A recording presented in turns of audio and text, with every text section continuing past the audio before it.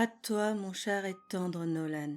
On fait tous des choses contraires à nos valeurs, des actes qui ne peuvent être réparés avec de simples mots. J'hésitais à écrire cette lettre, pour être honnête. En réfléchissant bien, je me dis qu'il le fallait par respect pour toi. Enfin, je suppose. Tu peux me traiter de lâche, Nolan, de te laisser seulement un papier rempli de mots. Mon caractère est ainsi. De toutes les personnes de ce monde, une seule me connaît assez bien, voire même très bien, toi mon cher Nolan. Pour moi, l'écriture me permet d'exprimer tout ce que je ressens dans mon esprit. Ai-je été désirée par mes parents? Je ne le pense pas. Mes souvenirs d'eux n'existent pas dans mes plus vieux souvenirs. Ils nous ont laissés avec mon frère jumeau Kylian, à l'ASE, soit l'aide sociale à l'enfance. Ces établissements sont remplis d'enfants ayant des vies compliquées, abandon, violence, négligence. Seules les personnes de l'ASE peuvent comprendre l'enfer de ces lieux. Certains ont un espoir que leurs parents viendront les voir et les récupérer le moment venu à cause du personnel. Cela est évidemment un énorme mensonge pour empêcher les plaintes des enfants. D'autres savent déjà la réalité de leur situation et par conséquent ne se plaignent pas. Quant à mes parents, aucune visite à notre égard et pourtant ils n'habitaient pas loin de nous. Je l'ai appris en regardant mon dossier personnel. Ils ne se sont même pas battus pour nous récupérer. 18 années à vivre au foyer dans un environnement malsain, où la vie est dure et remplie d'obstacles à surmonter, où l'on doit devenir rapidement adulte en étant un enfant. Le foyer n'était pas le seul lieu difficile. À l'école, mes camarades de classe me prenaient pour leur souffre-douleur. Tous les jours, j'avais le droit aux insultes, mais aussi aux coups, aux affaires abîmées, aux moqueries. Leurs mots me déchiraient le cœur. Enfant non désiré, orpheline, pleurnicheuse. Ce harcèlement m'a amené plusieurs fois à l'hôpital pour de graves blessures ou traumatismes. Un de leurs jeux m'a provoqué une paralysie permanente du bras droit, un gros bouleversement dans ma vie. Le temps m'a permis de m'y habituer et de l'accepter. Avec ce handicap, ils me surnommaient maintenant l'handicapé, et ils ne cessaient pas leur harcèlement. Pour mon frère jumeau Kylian, la chance a été de son côté tant au foyer qu'à l'école. Apprécié et populaire, il recevait toute l'attention. Chaque enfant le respectait. Considéré comme un leader, les autres le suivaient et faisaient la même chose. Vivre dans son ombre se trouvait être mon quotidien. Comme certains le diraient, j'étais la dominée parmi les jumeaux et Kylian le dominant. Le pire dans tout cela, c'est qu'il a profité de ça pour abuser de moi. Mon frère participait à mon harcèlement. Cela n'est rien par rapport à l'aquinobre, à la chose la plus horrible qu'on puisse faire à sa propre sœur. Agression sexuelle répétée. À chaque fois, il faisait en sorte que personne ne soit dans les alentours. Il me menaçait de me tuer si je parlais, ou me dénigrait en disant que personne ne me croirait, comme j'étais la paria. Tous ces viols ont fini par me faire tomber enceinte. Et j'ai aussitôt avorté pour ne pas laisser ces enfants vivre la même chose que moi. Tous ces traumatismes m'ont grandement fait perdre confiance en moi et je me méfiais de tout le monde. Ma solitude a été ma seule amie, ma seule île où je pouvais m'échapper de tout pendant des années et des années. Notre rencontre a changé ma vie, passant d'une vie sombre depuis à celle ensoleillée. Je me souviens encore de la première fois que je t'ai vue. C'était lors d'un accident de voiture. Et oui, un accident de voiture. Sur un rond-point, nos voitures se sont percutées sans grande gravité. Une dispute a éclaté à propos de la responsabilité de l'accident. Cela est allé au point qu'on criait fort. Quand les policiers sont arrivés, ils nous ont séparés et après discussion, tu as considéré être responsable. À cet instant, j'ai su que tu serais l'homme de ma vie, ma moitié, mon rayon de soleil, le fameux coup de foudre qui n'arrive qu'une seule fois selon les croyances. Après cet événement, nous nous sommes revus à plusieurs reprises et comme je le pressentais, un couple s'est formé. Tu as été ma première fois pour tant de choses. Première vraie relation amoureuse, première relation sexuelle normale. Enfin, trop de choses que j'oserais pas dire ici, privées après tout. Nolan, après plusieurs mois de relation, je t'ai tout raconté à propos de ma vie misérable. En apprenant ce que Kylian m'avait fait, tu t'es énervé et nous sommes aussitôt allés voir la police. Avec ton soutien, mon frère a pu être condamné pour ses actes envers moi. Un nouveau chapitre pour une nouvelle vie. Qui aurait pu rêver mieux? Environ 1 an après le procès de mon frère, nous emménagions dans un appartement magnifique avec une belle vue. Nous étions tellement heureux. Aucun obstacle ne pouvait ruiner notre bonheur. Puis, je t'ai annoncé une merveilleuse nouvelle, ma grossesse. Oh Nolan, tu m'as serré dans tes bras en découvrant cela. Je lisais ta joie dans tes si beaux yeux que tes chers enfants ont hérités. Et oui, des jumelles ont chamboulé notre vie, mes merveilles. Je les gardais souvent auprès de moi, par crainte que le monde leur fasse du mal. 4 ans se sont écoulés ainsi. Nos petits anges allaient en maternelle. Hélas, mes craintes n'ont fait qu'empirer au fil des ans. Rien ne me rassurait, ni le personnel de l'école, ni notre entourage, ni toi, Nolan. Toi, mon cher et tendre, tu me disais de belles paroles, mais en réalité c'était faux. Tu n'en pensais pas un mot. Moi, je voulais qu'elles restent à la maison pour faire moi-même leur éducation, mais ton refus a été catégorique. À tes yeux, elles doivent aller à l'école pour se socialiser et apprendre. Rester à la maison les pénaliserait selon tes dires. C'est comme cela que notre couple s'est détérioré. J'ai commencé à te contredire sur l'éducation de nos enfants, puis sur ton travail, et après sur tout ce que tu faisais. Je refusais que toi ou les filles allaient dehors sans ma présence. Je craignais que certains tentent de vous éloigner de moi, ou que toi tu rencontres une autre fille. Mes craintes ont pris le dessus sur tes mots doux.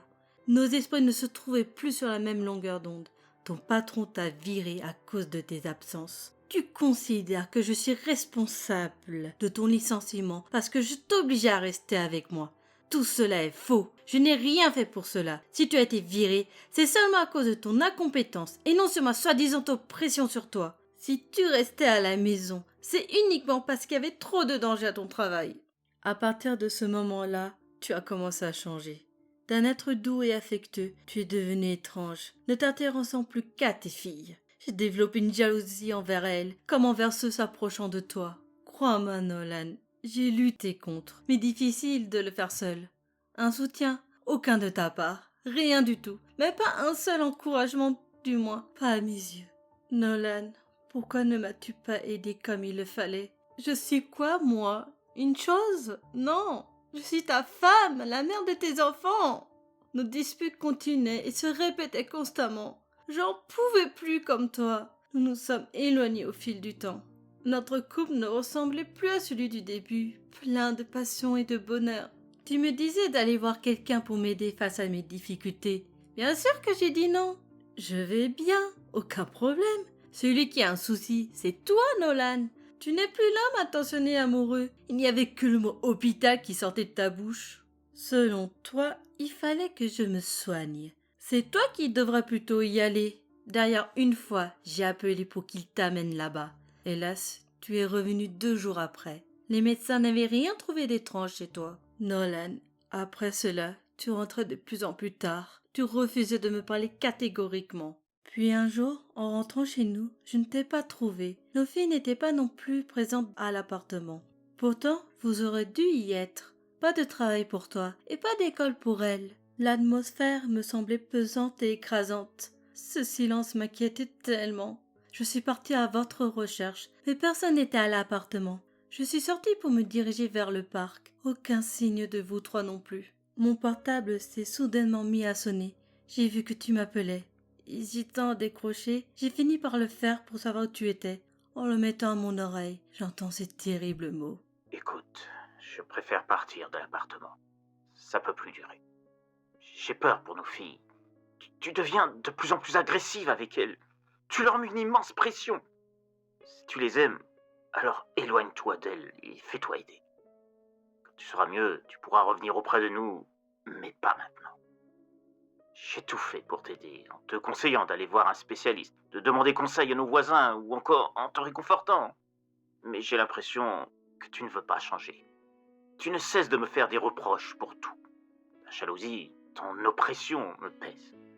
Je t'aime, n'en doute pas, mais actuellement, je suis épuisé. Mon esprit est à 2 doigts de se briser. Je serai avec les filles chez ma mère. Quand tu seras soigné, on pourra de nouveau être ensemble. Je t'aime. Pardonne-moi, ma douce. Après ces mots, tu as raccroché. Mon esprit se vide de tout. Comment as-tu pu me quitter à un tel moment? Tu m'entends, Nolan? T'éloigner de moi te mettra en danger comme nos filles. Le monde est cruel et empreint de terribles obstacles. Tu es à moi, et seulement à moi. Personne n'a le droit de t'approcher. Je ne comprends pas pourquoi tu es parti. Pourquoi m'es-tu séparé de mes anges? Tu crois que je suis une mauvaise mère, c'est ça? Au final, toi et les autres, vous vous ressemblez. Vous vous jugez si facilement. Quelqu'un qui n'a pas eu de mère sera forcément une mère indigne et horrible.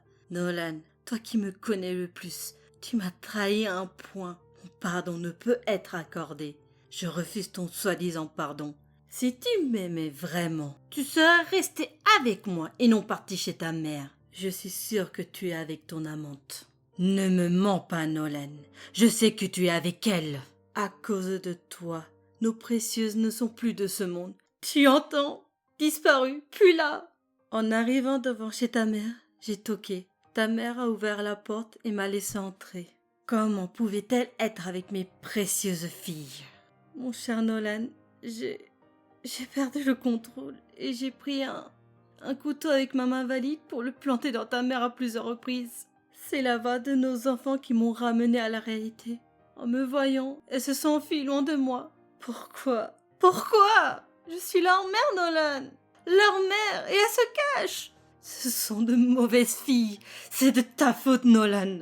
La colère m'a de nouveau submergée et puis plus rien. Oh, Nolan, je me souviens pas de ce qui s'est passé. Mais lorsque ma vie est revenue, elles étaient au sol. Nolan au sol, étendues, me regardant fixement. Leurs yeux, je disparus. Il y avait du sang à la place de leur habit. Qu'ai-je fait, Nolan? Qu'ai-je fait? Non, Nolan, pardonne-moi. Je voulais pas faire ça à nos filles ni à ta mère. Je te promets, rien de ça n'aurait dû arriver. Mon cœur et mon âme brisés à cause de mes actes. Mes larmes coulent le long de mon visage. Mon corps s'approche de mes filles et les prend dans mes bras pour les sentir près de moi. Mon âme sera en enfer quand tu liras cette lettre. Aucune pitié ni clémence ne doit m'être accordée pour l'acte atroce commis. 3 vies ont cessé pour rejoindre un autre lieu. Elles seront d'une certaine manière en paix. Au final, mon frère et moi sommes pareils. Des monstres capables du pire pour garder près de nous ce qu'on aime. Je comprends enfin Killian lorsqu'il abusait de moi. En réalité, il m'aimait et ne voulait que mon bonheur, tout comme toi, Nolan. Un bel amour fraternel, n'est-ce pas? Quand tu rentreras, mon corps sera suspendu avec une corde au cou dans la cuisine de ta mère. La lettre se trouvera dans la poche de mon pantalon. Je suis lâche de partir sans te revoir, sans te raconter directement les faits. Mon aveu pour le massacre sera cette lettre envers toi. Nolan, je t'en prie, pardonne-moi, je t'en prie. Je la termine ainsi. Ta douleur sera éternelle comme la mienne. Mais toi, tu feras partie des vivants et moi de celui des morts. Une douleur que personne ne pourra guérir, pire que la mort même. J'espère obtenir ton pardon et te revoir dans l'autre monde. Adieu Nolan, mon premier amour, le seul qui a toujours été là pour moi. Signé, ta femme. Eh ben, pauvre Nolan qui va devoir désormais vivre sans ses 2 précieuses filles. Malgré tout le soutien qu'il a apporté à sa femme, cela n'aura pas suffi à la guérir psychologiquement de toutes les séquelles qu'elle a subies dans son enfance et son adolescence. Cette femme me fait énormément de peine, mais en même temps, avec l'acte horrible qu'elle a commis, peut-on vraiment lui pardonner en dépit de ce qu'elle a subi? C'est une question que je vous pose. La pardonnerez-vous pour l'acte qu'elle a commis si vous étiez à la place de Nolan? Enfin, c'est ainsi que ces lettres se terminent. Et je tiens à remercier mon cher ami conteur Histoire de l'Autre Monde pour m'avoir prêté sa si jolie voix pour l'interprétation de Nolan lors de l'appel. Sur ce, je vais vous laisser et je vous dis à la prochaine dans la roulotte itinérante.